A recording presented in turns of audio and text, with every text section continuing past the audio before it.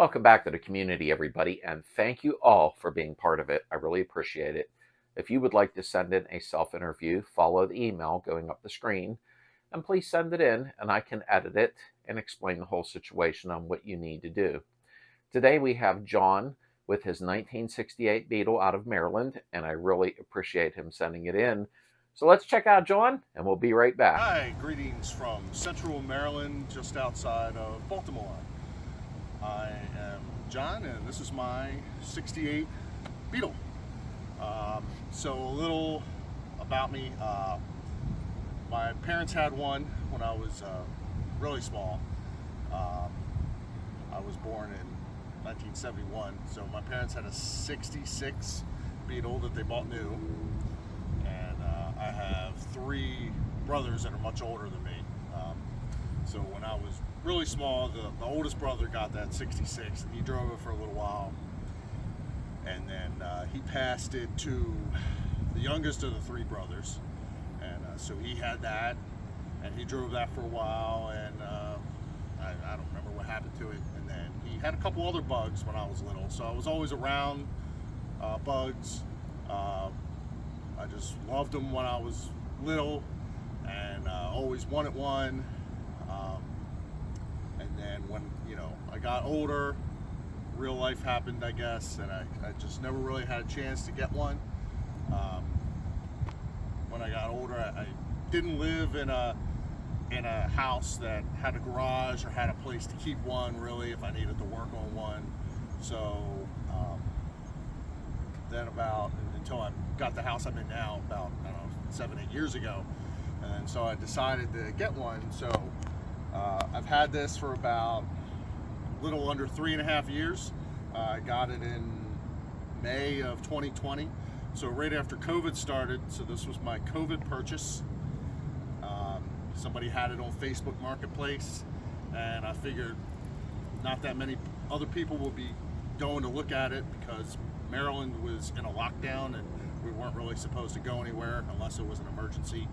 And I guess I kind of figured this was an emergency. So I went and looked at it, and next thing I knew, I was buying it and driving it home that night. So it was pretty much like this when I got it.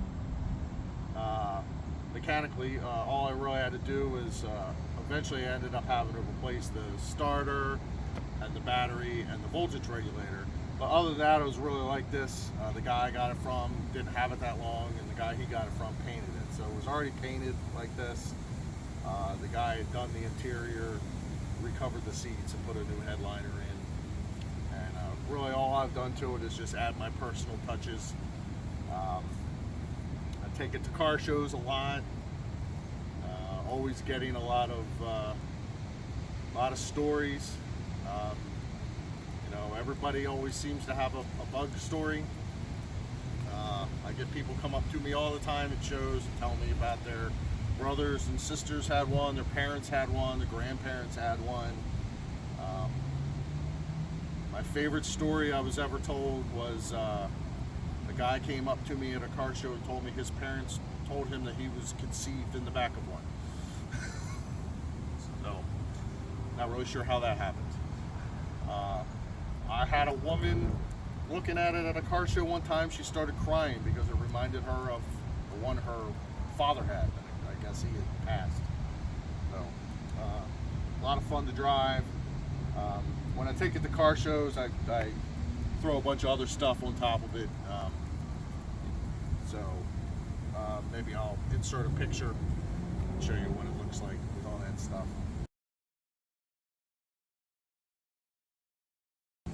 The roof rack I put on, that wasn't on there when I got it. I had it for a while without the surfboard with just the roof rack. And then I had the idea of adding the surfboard on for decoration. Never surfed a day in my life, but I thought it looked kind of cool. I'll take you around and we'll take a look at it. Here we'll do a walk around of the car. It's always a lot of fun to drive. Everybody comes up to me no matter where I am. You get all those honks on the highway or going down the road. Sometimes I wish people wouldn't honk at me because it always worries me and makes me think my engine's on fire. So, gas stations, constantly, just about every time I get gas, somebody comes up to talk about one they had or one their father had.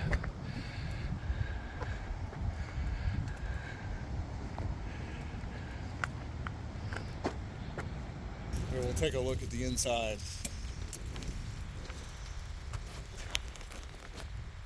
Nothing spectacular, but it gets use out of it. I mean, I drive it fairly often. I'll drive it to work, usually a couple times a month in the nicer months.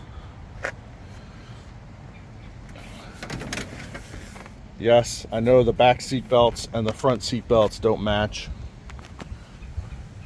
but that's okay. When I bought it, the back seat belt buckles were rusted, so I replaced them with those. And then originally it had the lobster claw seat belts in the front, and the mechanisms were going bad, so when I replaced them, I decided I wanted red seat belts. I guess I have almost the stoplight theme or traffic light theme going on with the red mats, the green shift boot, and the yellow shift knob, except they're kind of in the wrong order. I guess the red should be on top. A lot of people come up to me car shows and ask me about the stickers I have on the car, so I'll just talk about some of them. I have my favorite TV show of all time is Get Smart, so I got a couple Get Smart stickers. I'm a fan of the Fireball and Jägermeister. Big Peanuts fan, so I got some Snoopy and Peanuts related stickers. You know, growing up late 70s, early 80s, of course, gotta like some Looney Tunes, so some Marvin the Martian and Wile E. Coyote. I'm a civilian employee of the Coast Guard, so I got a Coast Guard sticker on there. Going to the back, I got a few of some of my favorite bands, and of course a Manual Gearbox Preservation Society sticker, and then a bunch of Volkswagen related stickers, or stickers from some events that I've been to and from some vendors, and of course the Slades sticker. And then over here we got another Snoopy, and I have a degree in engineering, so I like math, so I thought pi was good to put on there. And I've been to the Hofbrauhaus in Munich, so I thought that would be good to put on a German car, of course. And throw a Woodstock sticker on there. The festival, not the bird. And a sloth, because, well, sloths are just funny. That Geico commercial with a sloth in it just cracks me up, but my wife says otherwise. And of course an Orioles sticker, because I'm an Orioles fan. Of course, they're in the playoffs right now in the division series. Hopefully they win. My wife and I actually got married at an Orioles game. And another Get Smart sticker, and just put a Route 66 one on there. And then these two are there for my father, who passed about 30 years ago. So he was, like I said, he had the first bug in the family, a 66, and he was drafted into the Army in 1953, drafted for the Korean War, and went to basic training, and then volunteered for airborne, so went to jump school. And when he was in jump school with the 101st Airborne, the war ended, so no need for any more to train any more paratroopers, so that outfit got disbanded, and he was sent to Germany for 2 years, and he was in the 7th Army out there. So no doubt he probably saw a lot of bugs and Volkswagens in Germany. from 53 to 55 when he was out there. And we got a nice shot of the surfboard. All right, so here's the trunk, or under the hood, or the frunk, or whatever you guys call it. I just call it the trunk, I think. So of course you have to have your spare parts and all your tools in the front. So originally I just had them kind of all thrown in there. They were in bags and stuff, and it was kind of messy. So I took them all and I went and bought this old vintage suitcase and threw all the stickers all over it, and then I ended up putting everything in there. So I thought it was kind of neat to have all this stuff in there instead of just kind of throwing all loosely inside. When I originally bought the car, the wiper motor didn't work right. I didn't really plan on taking it out in the rain, and I don't take it out in the rain. I've been caught in the rain, I think 3 times. But I wanted the motor to work right, just in case I ever needed it to. It only had 1 speed when I got it, just slow. And it didn't park. Wherever you turned it off at is where the wiper would stop. So I realized it was wired up wrong. So after finding the right wiring diagram, I got it all put back together right. I didn't have the windshield washer fluid bottle that came with it attached to the spare tire, and I just think that's kind of a stupid setup anyway. So I got this electric one, and built this little shelf for it on the side, and then hooked that up, and so I have that just in case I need it. I mean, I've used it a few times. Wiper motor works now, has 2 speeds, slow and slower, and it parks when you're done, so it works all good now. So now we'll take a look at the engine. I got the Maryland period plates, I guess you would call it, on the car. Nothing special about the engine. It's just a 1600 dual port, and it's an HO case, so it looks like it started out life as a 1500, and somewhere along the line somebody worked their magic on it and made it a 1600 dual port. Nothing great. Weber carburetor. Yes, I know the fuel filter doesn't belong in the engine bay. That's on my list to move it out. Every car show I go to, I get at least 5 people at every car show that come by and ask what the Mountain Dew can is for. And I always tell them that it gets me 10 more horsepower, because if I use Diet Coke, it would only get me 5 horsepower.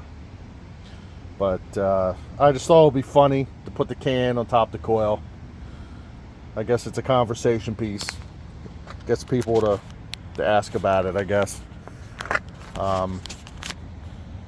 Never really had to do anything to the engine. It's been great, other than the pin coming out of the fuel pump one time. Other than that, it's been pretty good to me so far. So here's the birth certificate of the car. I highly recommend anybody get one for their car if they've never got one. These are just copies, not the original one. You send away to the, I think it's the Volkswagen Museum. I know I have a link for it somewhere. They're a little pricey. I think it's like $120, $125, I think. But it comes on nice card stock and a nice envelope. But, you know, it shows your VIN. You give them your VIN, and you give them the number on your engine, and they'll just tell you whether or not the engine number that's in your car is the one that came in your car. They're not going to tell you the number that did come in your car. I guess they're afraid of people falsifying an engine and making a numbers matching car. But it's great because it has all your equipment that came on the car. Like I had the pop-out windows came on the car. Actually, one thing I forgot to mention before is when I bought the car, it had fixed windows in it, and the guy I bought it from had the pop-outs in his garage, and he asked me if I wanted them, and of course I said yes. So And it has this color that the car came in and the color of the interior. This was originally Delta Green, which you can see in some spots, like right there. You can see it behind the dash pad. But these are great. These are great to have. I always sit it out with the car when I take it to car shows. Okay, so let's start her up and we'll take it for a drive.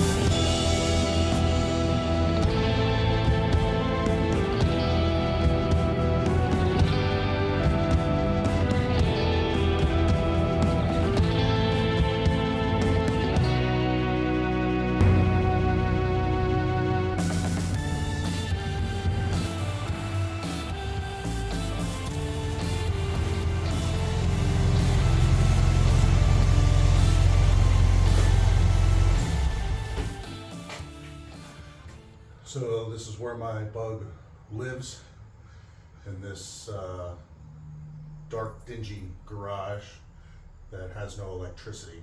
So when the rest of you all are working on your cars in the wintertime in your garage, I can't, because I have to wait until the weather gets a little nicer. So anyways, thanks to Slade for running a great community, his YouTube channel, his website, and the Facebook group, and thanks to everybody in the group for being a great group of guys and girls. And hopefully you liked this video. It was great showing it off to everybody, and I look forward to seeing some more videos from all of you. Thanks. Thank you, John, and thank you for the kind words. I really, really appreciate it. You have a beautiful car. I love the color. Very, very nice color. And you took out the time to do this, and I so appreciate it. I really do. Okay, stay tuned for Tuesday's DIY, and everybody have a great weekend.